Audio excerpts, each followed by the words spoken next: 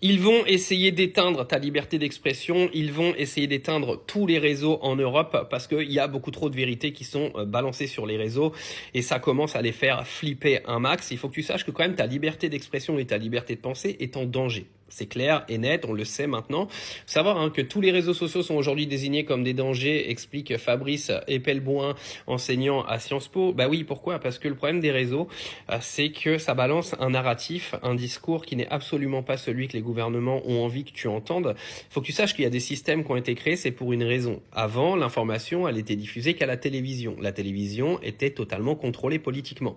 Le problème, c'est que par exemple, quelqu'un comme Candace Owens ou des gens qui relatent des infos sur les réseaux ne sont pas achetés par des partis politiques.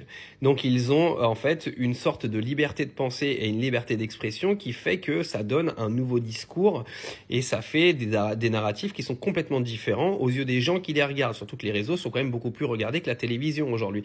Et ça les emmerde clairement. Il faut que tu saches qu'ils vont tout faire pour faire supprimer tous les réseaux sociaux.